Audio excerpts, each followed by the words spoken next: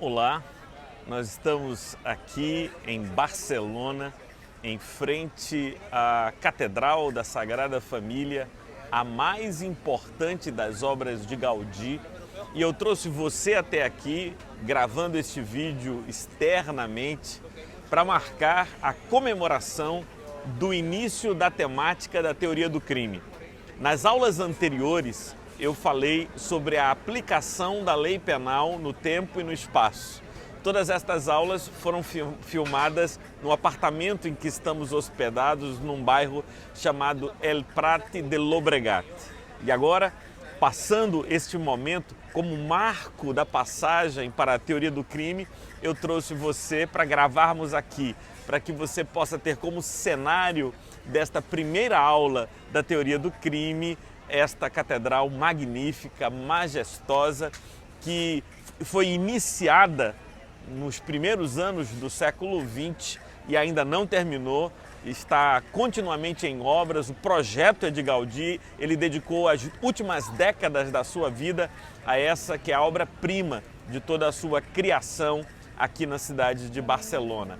Bem, vamos falar sobre a teoria do crime e eu vou tentar ser bastante objetivo, porque não é conveniente para você que está se preparando para a prova do exame da Ordem dos Advogados do Brasil que desçamos a minúcias sobre questões como a teoria bipartite e a teoria tripartite, porque foi conveniente ao legislador, na reforma operada em 1984, adotar a teoria tripartite. O que importa é que você se dê conta, compreenda, discirna que no Brasil, hoje, de acordo com o Código Penal, para que consideremos uma conduta como crime, necessário se faz que esta seja um fato típico, um fato antijurídico praticado por um agente culpável.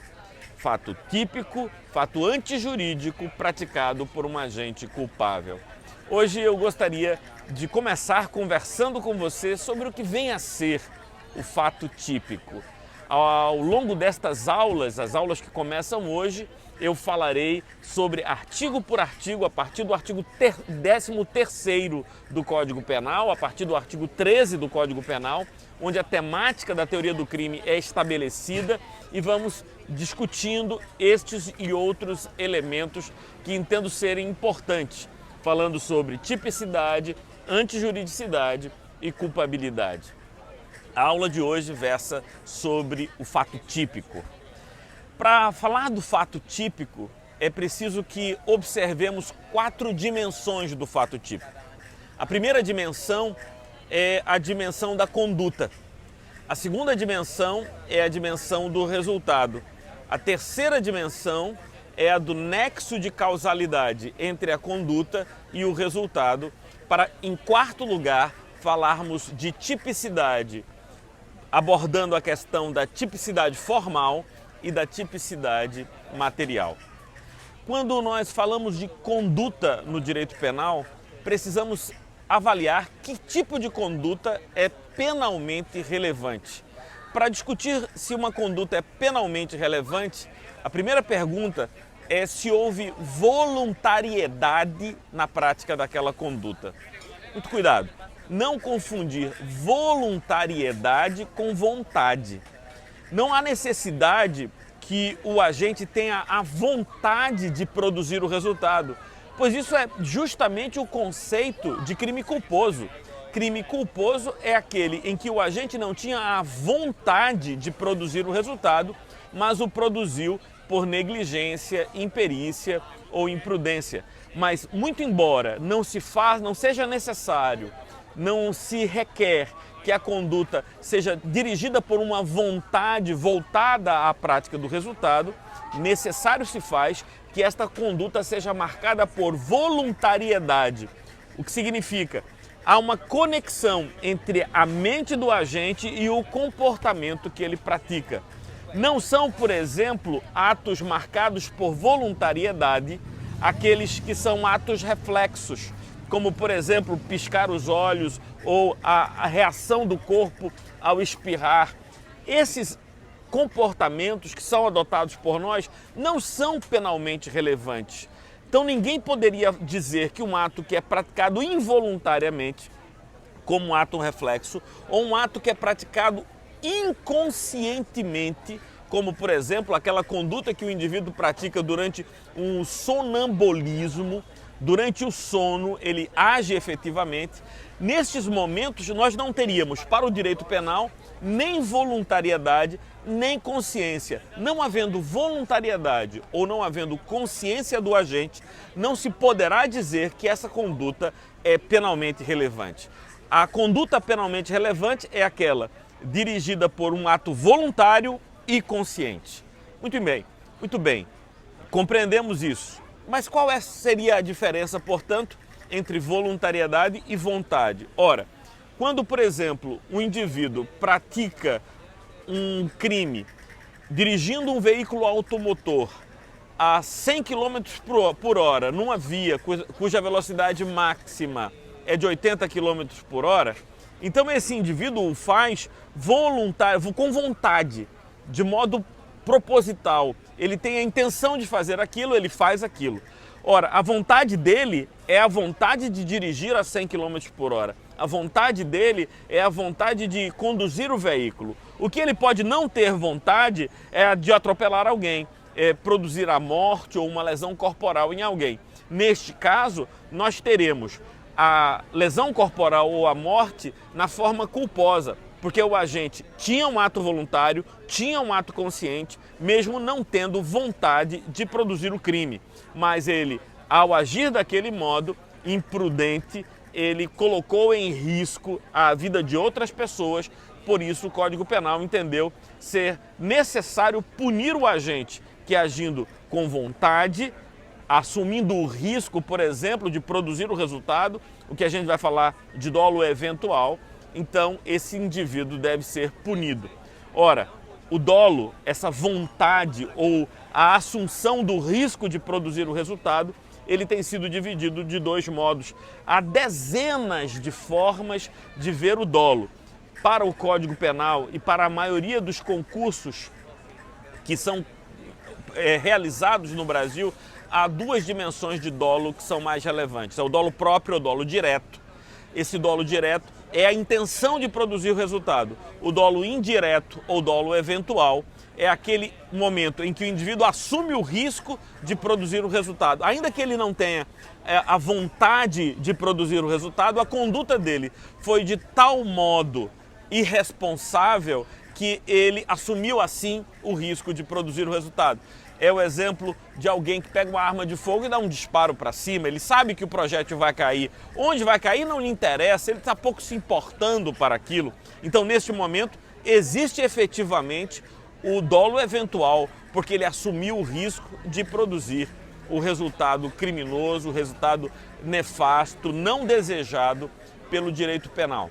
Muito bem, nós vimos que para que tenhamos um crime, é necessário que haja uma conduta. Até agora eu falei de condutas comissivas, algo que alguém faz. Mas o Código Penal também fala de condutas omissivas. A conduta omissiva é aquela conduta que é marcada pelo indivíduo que deixou de agir, que deixou de fazer.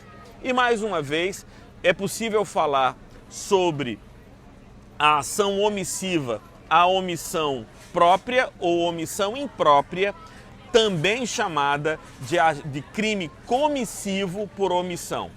Deixa eu estabelecer isso com clareza para você. Ora, omissão própria é aquela omissão em que o tipo penal define uma conduta omissiva. Por exemplo, o tipo penal diz deixar de socorrer alguém que vê-se em perigo. Ora, quando o tipo penal já define a conduta como omissiva, estamos diante de uma situação de omissão própria.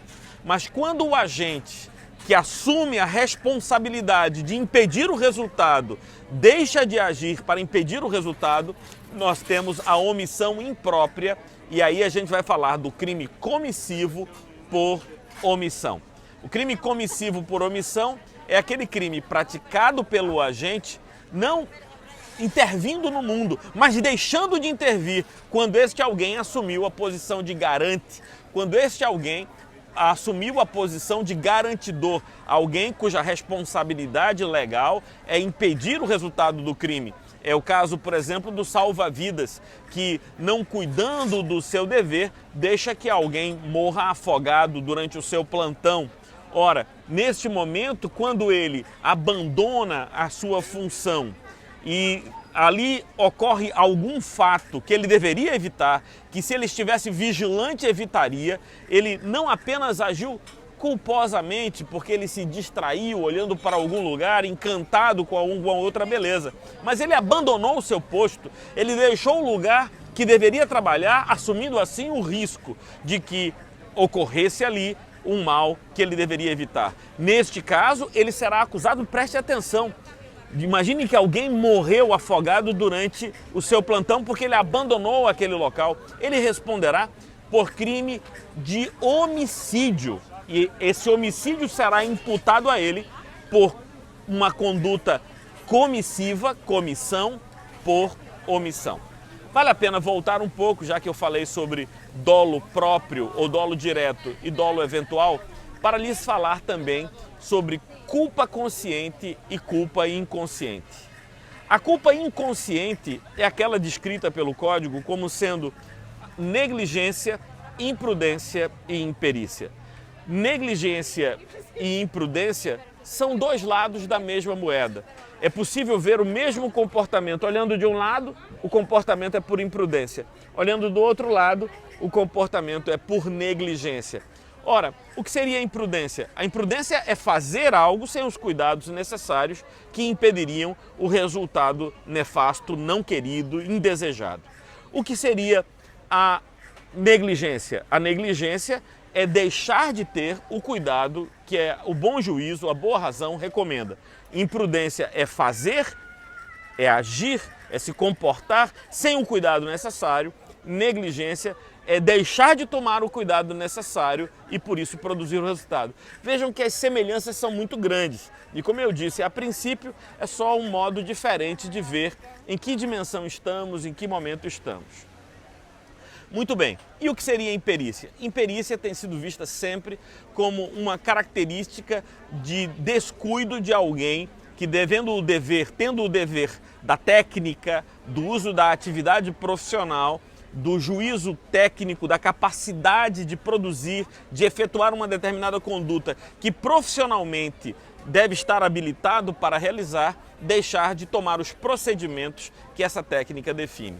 Então nós temos culpa inconsciente, seria negligência, imprudência e imperícia. E culpa consciente? Culpa consciente acontece quando o indivíduo está certo que não produzirá o resultado, está convencido de que não produzirá o resultado e este convencimento, esta certeza advém do domínio que ele tem, da técnica, dos procedimentos, da experiência que ele encontra. Ora, se esse indivíduo, e todos os livros vão trazer aquele mesmo exemplo que você lembra, que é o atirador de facas. O indivíduo que durante décadas atira facas e tem experiência e treinamento naquela área e nunca feriu ninguém, mas eventualmente num dia atinge alguém. Ele não supunha que iria atingir alguém, mas ele efetivamente o faz. Estamos diante de um crime culposo e esse tipo de culpa é a culpa consciente. Então temos conduta. E aí, reprisando tudo que eu disse até agora, a conduta deve ser consciente e voluntária. Ela pode ou não ser dirigida pela vontade. Se essa vontade é a de produzir o resultado criminoso, estamos falando de dolo próprio, ou dolo direto. Se ele assume o risco de produzir o resultado, estamos falando de dolo eventual ou dolo indireto. Culpa consciente é aquela em que o indivíduo tem certeza de que não produzirá o resultado. O atirador de facas, a culpa inconsciente é a negligência, a imperícia e a imprudência. Vamos avançar um pouco mais? Vamos falar um pouco mais sobre a questão do resultado. A gente tem dois tipos de resultados que são penalmente relevantes. Ora, o resultado ele pode ser consumado efetivamente. Há que se falar de crime consumado. Crime consumado é aquele em que o indivíduo iniciou a prática delitiva e chegou a produzir o resultado que ele desejava produzir. Todos os elementos estão presentes. E o crime tentado? O crime tentado é aquele em que o indivíduo começou a prática, iniciou, tomou todas as medidas que ele achava que deveria tomar para realizar o seu crime, mas esse não se consumou, ou seja, o intento delitivo não se realizou. E aí nós temos que a tentativa ela pode ser dividida em dois tipos de tentativa. Tentativa perfeita e tentativa imperfeita. A tentativa perfeita acontece quando o indivíduo planejou executar o crime de um determinado modo, executou tudo o que ele havia planejado, mas por alguma circunstância alheia à vontade do agente, o resultado não se consumou. É o caso do indivíduo que atira com uma arma de fogo na direção de alguém e erra. Ele planejou puxar, sacar a arma de fogo, apontar, atirar, fez isso, mas por uma circunstância alheia à vontade dele, o projétil não atingiu a vítima e o crime não se consumou. Esta é a tentativa perfeita. E a tentativa imperfeita, Martorelli? A tentativa imperfeita é aquela em que o indivíduo planeja executar o crime, faz aquilo que está pensando em fazer, mas ele é impedido de tomar todas as atitudes que planejou, de levar a execução até o fim. O intercriminis, ele não se realiza do modo como planejou o agente, por circunstâncias, mais uma vez, alheias à sua vontade. Quero no próximo vídeo retomar tentativa para comparar tentativa com desistência voluntária, arrependimento eficaz e arrependimento posterior. É muito bom estarmos juntos, aqui passeando por Barcelona, eu e vocês que estão aí acompanhando estes vídeos. Eu espero que você curta, inscreva-se no canal, compartilhe com seus amigos e possamos seguir juntos nesta viagem. Paz e bem a todos vocês.